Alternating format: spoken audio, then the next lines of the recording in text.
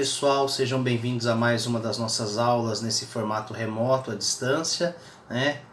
Espero que estejam todos bem, em paz com suas famílias, tranquilos em casa, e nós vamos dar continuidade aos conteúdos da disciplina de Linguagem, Trabalho e Tecnologia com a aula sobre coesão e coerência. Essa é uma aula bastante importante porque eu sempre parto da ideia de que quando nós estudamos a linguagem, nós partimos do elemento mínimo da linguagem até chegar no elemento maior, ou seja, nós estamos partindo, né, começamos falando das palavras, dos sons, dos problemas na pronúncia, de escrita de algumas palavras. Das palavras nós saímos para a relação entre alguns termos dentro da frase, né, que é o caso da concordância, e agora nós vamos partir para a relação entre elementos maiores, entre textos, né? Então a gente vai trabalhar agora com textos, certo? E para compreender bem as relações de coesão e coerência, primeiro nós temos que entender o que cada uma dessas palavras quer dizer, né? Coesão diz respeito à unidade do texto, à estrutura do texto, tá? Diz respeito à forma. Já a coerência diz respeito à unidade de ideias do texto, diz respeito ao conteúdo. Então a relação entre coesão e coerência é a mesma relação que nós encontramos entre forma e conteúdo. Então nós temos que prestar bastante atenção na ideia de que um texto é o quê? Um texto é a união de forma e conteúdo. Eu gosto sempre de partir da seguinte metáfora, da seguinte imagem, né? Que é o quê? Nós temos na nossa cultura, né, a ideia de que texto, tá, é um amontoado de palavras. Porém, não é um amontoado desordenado de palavras, tá? Texto, a palavra texto, tem a mesma origem da palavra tecido. É só você ver que a indústria que produz tecidos é a indústria têxtil, né? Então vocês vejam aí que tem uma relação entre texto e tecido.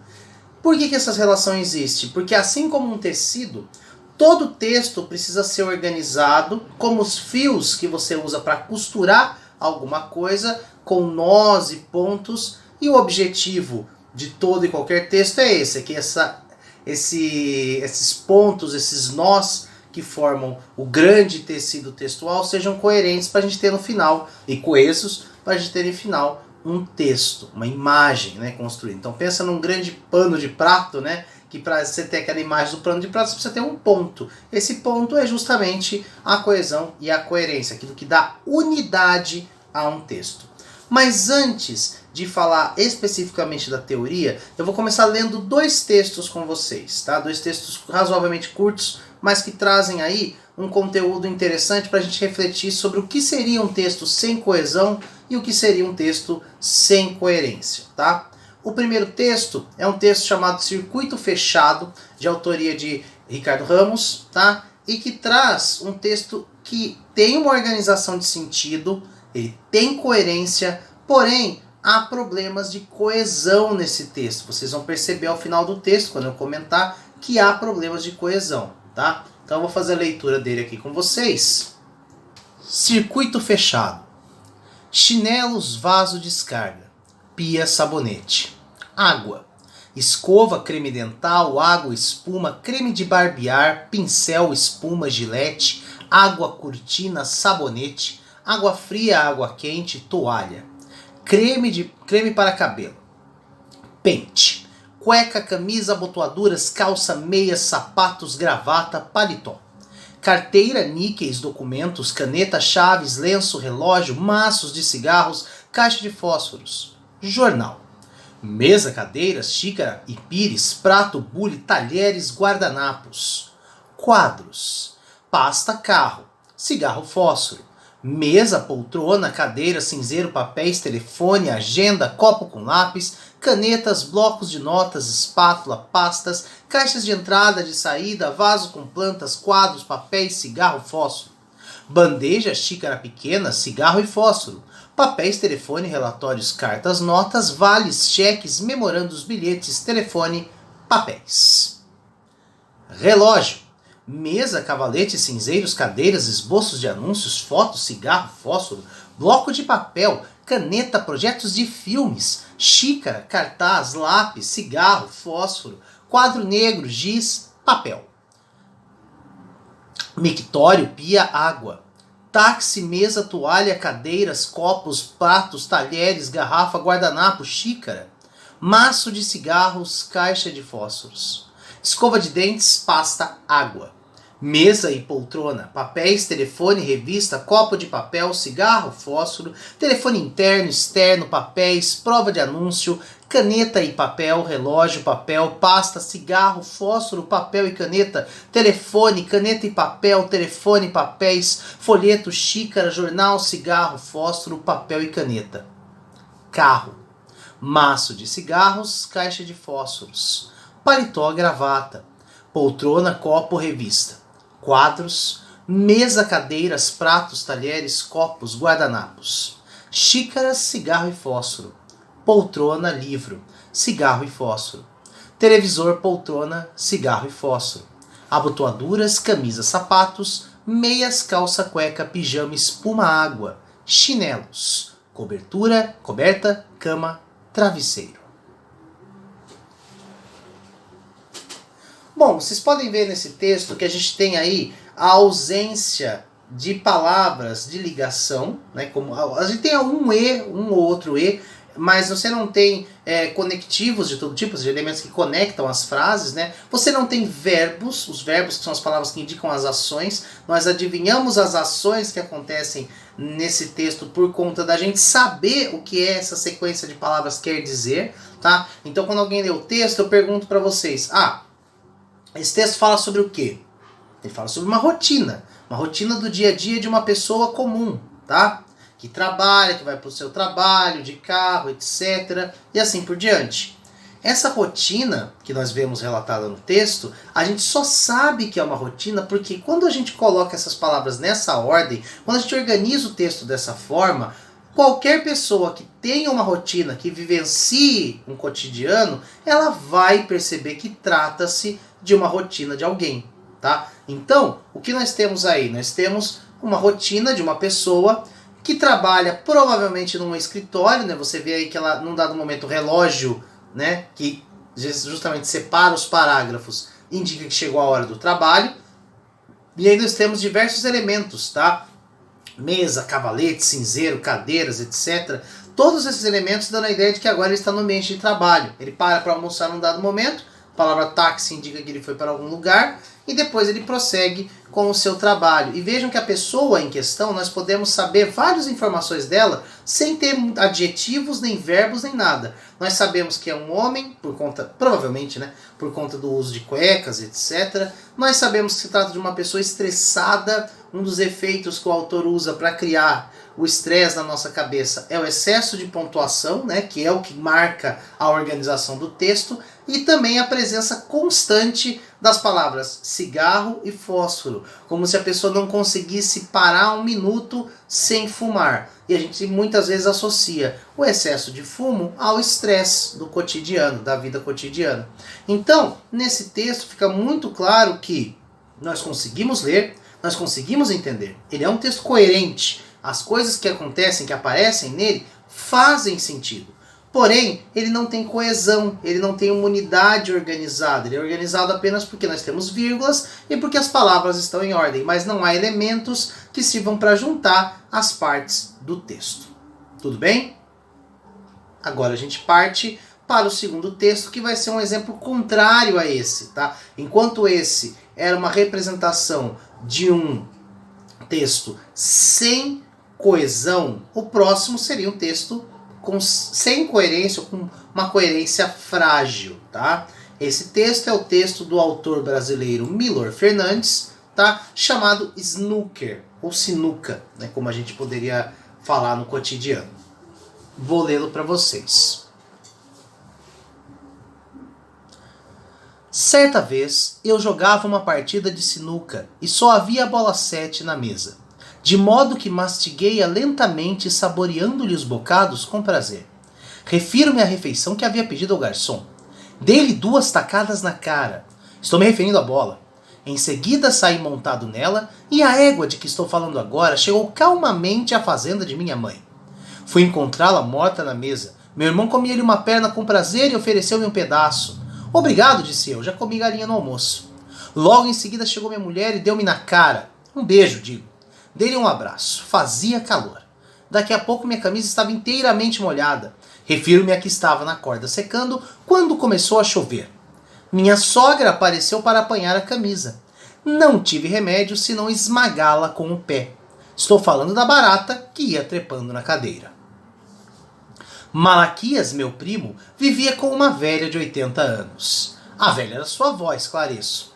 Malaquias tinha 18 filhos, mas nunca se casou. Isto é, nunca se casou com uma mulher que durasse mais de um ano. Agora, sentado à nossa frente, Malaquias fura o coração com uma faca, depois corta as pernas e o sangue vermelho do porco enche a bacia. Nos bons tempos passeávamos juntos. Eu tinha um carro, Malaquias tinha uma namorada. Um dia rolou a ribanceira, me refiro a Malaquias.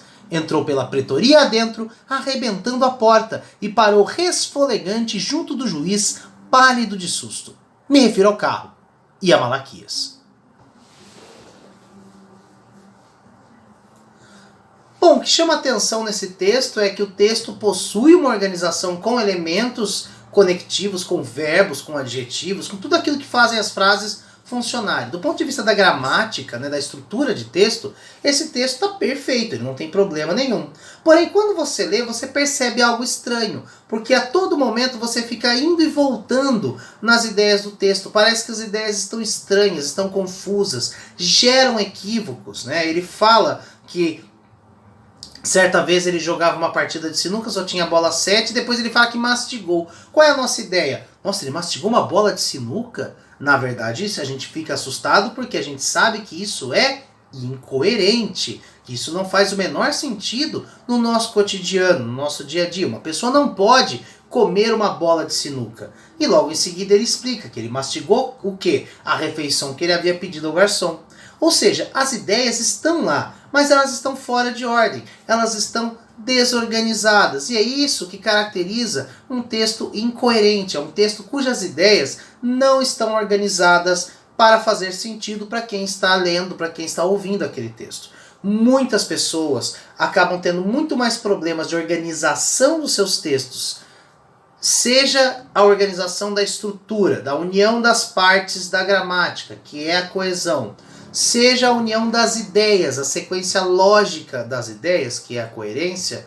Às vezes são coisas que geram mais problemas para alguém que escreve uma redação, por exemplo, do que o erro de uma ou outra palavra do português. Então tem pessoas que se preocupam muito em não errar um acento, em não errar uma certa palavra, mas esquecem de prestar atenção de que palavras só formam um sentido se elas estão organizadas. E a organização dos textos é fundamental para que a gente possa escrever muito bem. Tudo bem? Bom, nessa aula eu vou me dedicar a falar da coesão. E aí na próxima aula, né, que é justamente para a gente ter um pouco mais de tranquilidade na hora de ver os vídeos, eu falei para vocês que eu ia tentar fazer vídeos um pouco mais curtos, né? A próxima aula eu vou comentar sobre o elemento coerência e falar um pouco sobre organização de parágrafos e etc.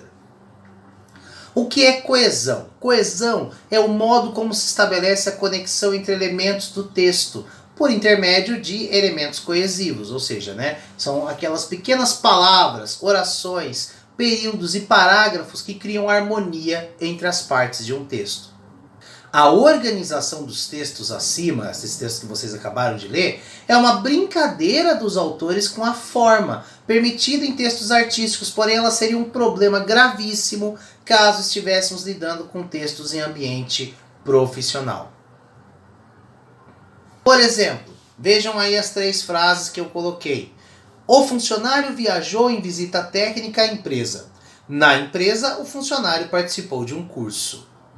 Nessa frase, nós temos o funcionário, né, e viajou em visita técnica à empresa. E logo em seguida nós repetimos na empresa o funcionário. Normalmente, apesar disso fazer sentido e isso está correto, nosso objetivo é deixar o texto mais organizado, mais coeso, mais fácil de ler, tá? Para isso, eu tenho que evitar repetições, como é o caso dessas 2 palavras. Eu posso substituí-las por termos relacionados que garantam a coesão do texto. Eu posso substituir a palavra expressão na empresa por lá, que indica o lugar, certo? E eu posso substituir o funcionário por ele, que indica a pessoa. Lá é um advérbio que indica lugar, enquanto ele é um pronome pessoal. Logo, o funcionário viajou em visita técnica à empresa. Lá, na empresa, ele, o funcionário, participou de um curso. Vejam, evitamos o problema de coesão, né? Diminuímos o tamanho da oração, da frase completa, e evitamos a repetição. Já a terceira, o funcionário viajou em visita técnica à empresa e participou de um curso. Vejam que interessante, o funcionário viajou em visita técnica à empresa e aí eu eliminei as expressões de lugar e pessoa. Eu simplesmente juntei as duas informações usando um elemento conectivo, uma conjunção, a conjunção e, que indica a soma de coisas. Essa conjunção ela evita que nós precisemos repetir as expressões na empresa e o funcionário e também evita que a gente precise repetir ou colocar outros elementos. Então a gente tornou a frase ainda mais curta, mais simples. Isso é o que a coesão faz. Ela simplifica, organiza de maneira que o texto fica melhor estruturado do que se a gente estivesse repetindo o tempo todo certas palavras. Para que um texto seja realmente coeso, a gente então tem que pensar sempre no quê? Nós temos que evitar repetições. Nós temos que buscar estruturas que garantam que o nosso texto não se repita de maneira desnecessária. Para isso, nós temos os elementos coesivos, como eu já falei, são os pronomes, as conjunções ou os advérbios, que servem para retomar elementos ou para antecipá-los dependendo da necessidade. Eu ponho aí um exemplo com a frase: o funcionário viajou em visita técnica à empresa. Lá, um advérbio, ele participou de um curso. Então nós temos aí a substituição que eu já tinha feito, que é de uma palavra por um advérbio e de outra por um pronome. Essa é a forma mais básica da gente fazer a coesão, usando elementos cuja função é essa, é estabelecer coesão. Nós temos também a possibilidade de fazer elipses. O que são elipses? É quando a gente tira, a gente exclui um elemento anterior ou posterior da frase sem mudar o sentido dela. Foi o que nós fizemos quando a gente escreveu a frase: o funcionário viajou em visita técnica à empresa e participou de um curso. Vejam, na segunda frase eu eliminei tanto a presença da palavra funcionário e empresa, quanto a presença das palavras que os substituíam, lá e ele. E para juntar as duas frases eu coloquei um e, que é um elemento de coesão, uma conjunção.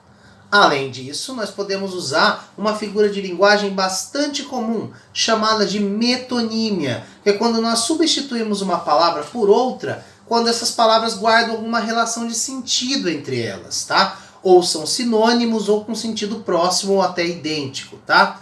Então vejam, o funcionário viajou em visita técnica à empresa. No estabelecimento, o empregado participou de um curso. Nós sabemos que estabelecimento é a empresa e empregado é o funcionário.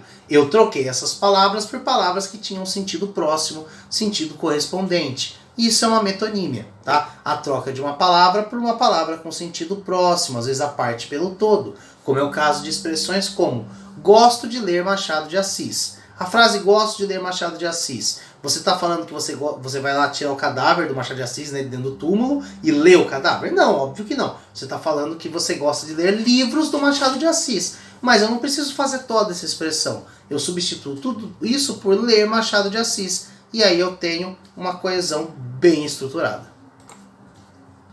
No primeiro texto que nós vimos, os elementos que garantiram que nós entendêssemos aquele texto, além da própria ordem das palavras, foram os sinais de pontuação. E é muito importante atentar que os sinais de pontuação são divididos em dois tipos. Aqueles que nós chamamos sinais de comunicação, que servem para introduzir frases, como é o caso dos dois pontos, introduzir ideias, servem para indicar coisas que as pessoas dizem, seja pelo uso do travessão, seja pelo uso das aspas, ou até algumas operações matemáticas, no caso de colchetes, no caso de chaves, e, claro, aquilo que é extra, que está a mais no texto, que é o caso dos parênteses. Agora, nós também temos os sinais que servem para separar elementos de uma frase, de uma oração. É o caso da vírgula, né, que indica uma pausa não apenas na leitura, mas naquela sequência de ideias, seja para interferir de alguma forma, seja para separar elementos, eu já vou comentar especificamente sobre a vírgula. O ponto e vírgula, que tem ações semelhantes às da vírgula, mas indica um tipo de pausa diferenciado que eu vou comentar com vocês depois. O ponto final, que como o próprio nome diz, termina períodos com ideias completas, tá? O ponto final sempre aparece quando nós estamos encerrando uma sequência que forma uma ideia completa. E da mesma forma funcionam o ponto de exclamação e o ponto de interrogação, com a diferença que o ponto de exclamação indica grito, surpresa ou qualquer tipo de emoção, enquanto que o ponto de interrogação indica uma dúvida, certo? Já as reticências servem para indicar a interrupção de uma ideia ou a continuidade dela fora do texto. Há 2 pontos aqui que eu tenho que comentar antes da gente prosseguir a falar especificamente da vírgula e do ponto de vírgula. A primeira coisa é que o ponto de exclamação deve ser evitado a qualquer custo em textos técnicos e profissionais. Não se usa o ponto de exclamação nem naquela mensagem de e-mail que você manda urgente. Muitos fazem isso, urgente com exclamação, mas no caso do ambiente profissional técnico, o ponto de exclamação não é utilizado, porque ele indica uma relação mais informal com a linguagem. O ponto de interrogação pode ser utilizado, porém, normalmente nós damos preferência ao que nós chamamos de perguntas indiretas ou interrogações indiretas. Ao invés de eu chegar e falar, vocês gostaram dessa aula? Eu viro e digo, gostaria de saber se vocês gostaram dessa aula. Essa frase termina com um ponto final, não termina com interrogação. E por conta disso é uma pergunta indireta. Da mesma forma, textos formais técnicos são objetivos. Eles não podem deixar dúvidas ou espaço para outras coisas. Por isso as reticências também não são indicadas em textos técnicos profissionais. Bom, e para aqueles que têm alguma dúvida sobre isso, né, eu separei aqui 4 dicas de como saber utilizar a vírgula e mais 4 para o ponto e vírgula, tá? A vírgula ela é normalmente utilizada em listas para separar uma sequência de termos, tá? Sendo que os últimos 2 costumam ser ligados pela letra E. Então nós temos aí João, Maria, Ricardo, Pedro e Augusto são amigos. Vejam, João, Maria, Ricardo e assim por diante. Chegou no último E. Esse é o uso mais comum, mais banal e mais simples da língua, que a maioria das pessoas não erra.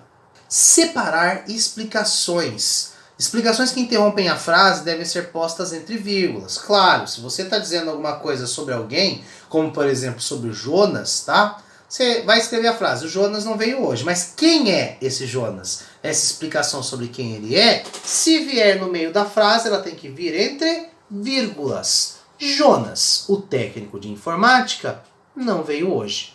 Vejam que estar entre vírgulas é que garante que essa informação seja dada a respeito do termo anterior, do nome do cidadão, do Jonas. Os equipamentos que compramos ontem devem ser instalados urgentemente.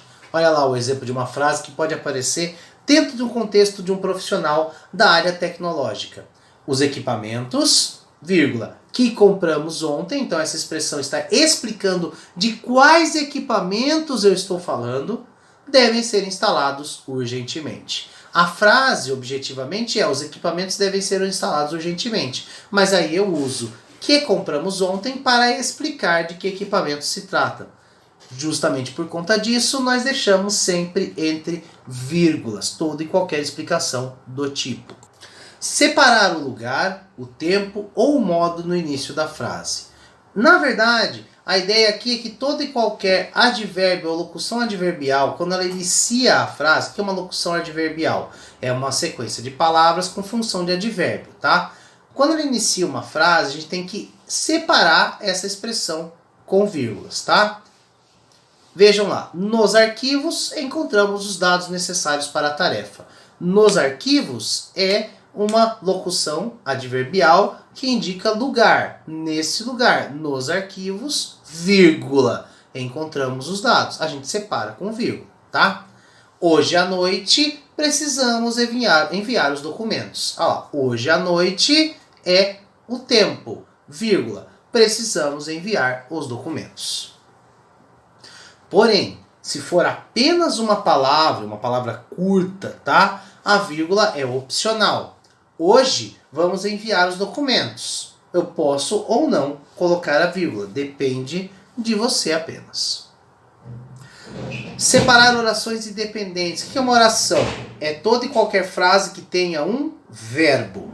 Quando eu tenho duas frases juntas, porém elas funcionariam independente uma da outra, elas não estão em relação de dependência. Nós temos o que nós chamamos de orações coordenadas. E esse tipo de oração tem que ser separado por vírgula. Olhem lá.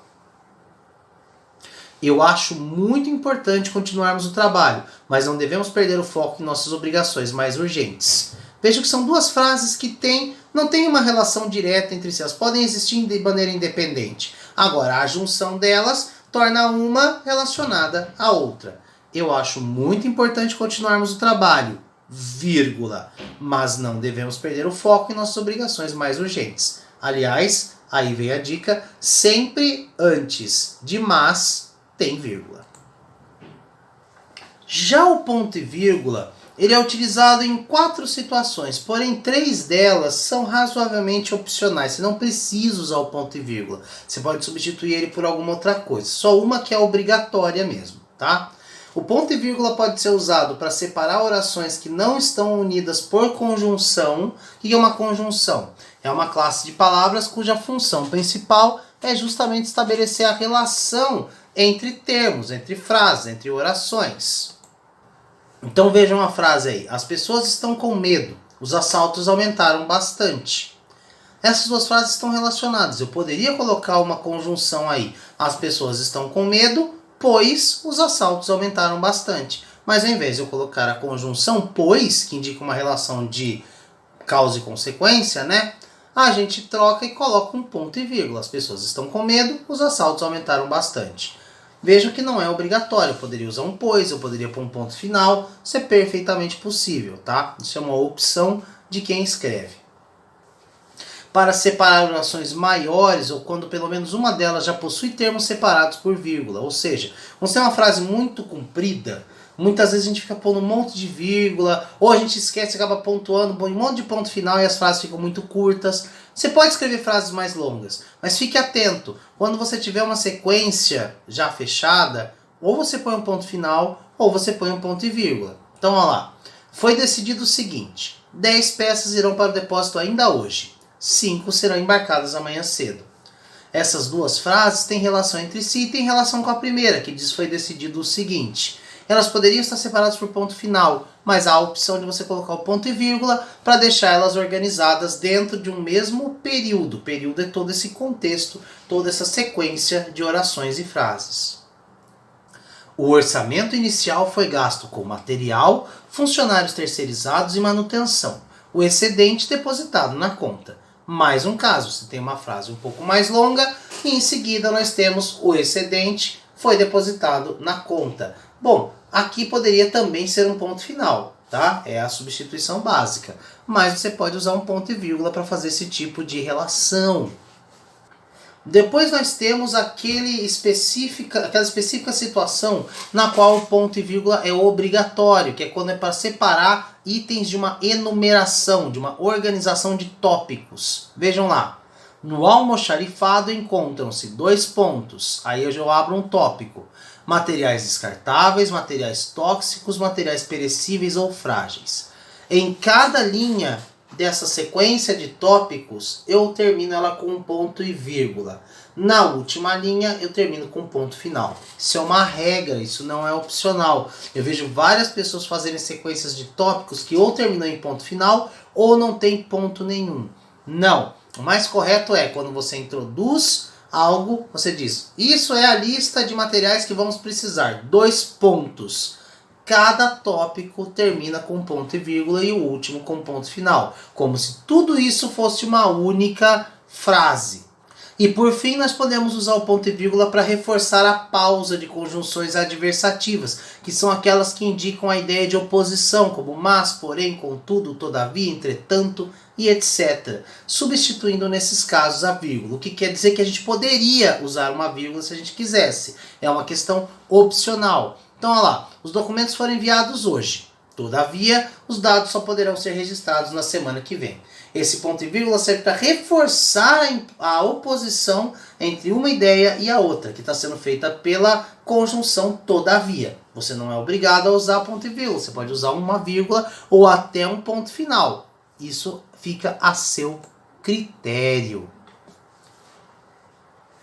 Bom, assim a gente encerra essa primeira aula, né, sobre coesão, tá? Estruturando um pouco as ideias. Na próxima aula eu vou falar sobre coerência textual e comentar um pouco de como fazer um bom parágrafo em língua portuguesa para os seus textos. Eu espero que vocês tenham gostado dessa aula, tenham acompanhado bem o conteúdo, estejam bem, fiquem tranquilos e a gente se fala na próxima.